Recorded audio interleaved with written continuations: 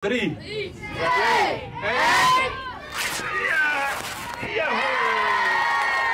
Jaren hebben we de band erop wachten, maar lang omlet is Bennencentrum de Pionier in Dokkum officieel iepen. En daar binnen de leerlingen, maar wat liep mij? Ik vond het volle fijn voor de eerste keer dat ik hier kwam. Dat we hier dan eigenlijk goed kunnen zitten. En dat het gewoon volle mooier is. Want de oren, dat we een beetje half af en dus dat we net zo fijn. Volle fijner, want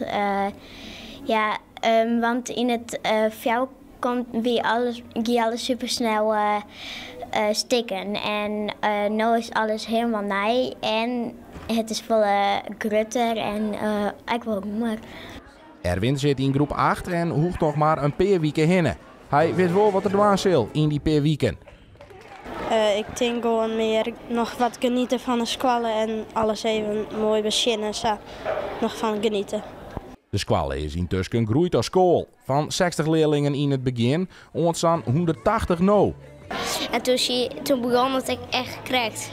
Toen zit ik in groep 1 en toen weer direct echt nog maar een peer. Toen zitten we nog maar met 12 in de klas. Dus, en nu zitten er maar 30 in de klas, dus dat is wel een verschil. Er komen heel vaak heel veel kinderen bij, maar dat ben dan vaak ik wel leuk ben.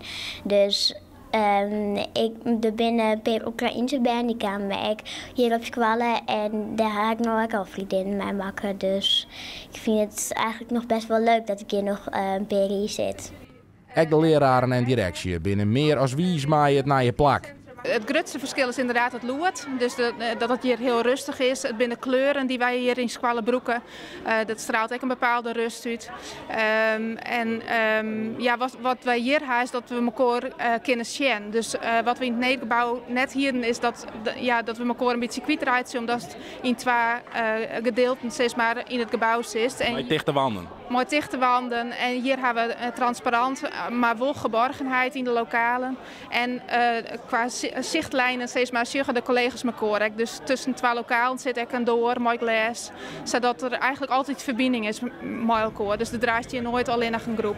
Het is de eerste squalle onder de Stichting Alanta die het tieren in Greven gewerkt met Stichting Kinderopvang Friesland. Het team trekt heel erg met elkaar op.